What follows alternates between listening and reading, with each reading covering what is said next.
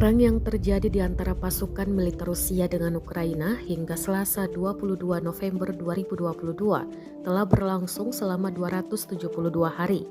Konflik di antara negara bertetangga tersebut sampai saat ini masih berlanjut dan belum tampak tanda-tanda untuk segera berakhir.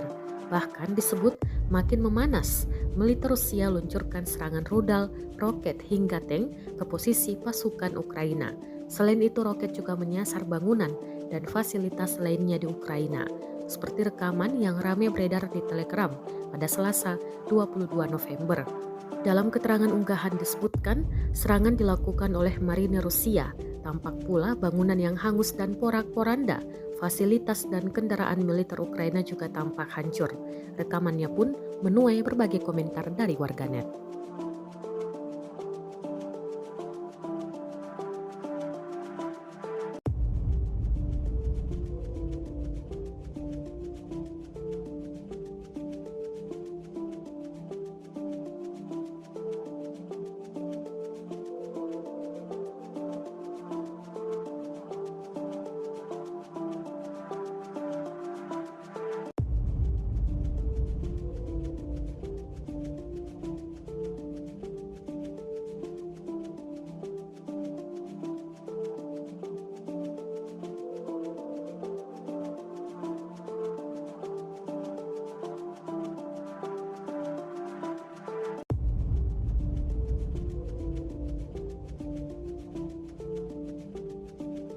Terima kasih sudah nonton.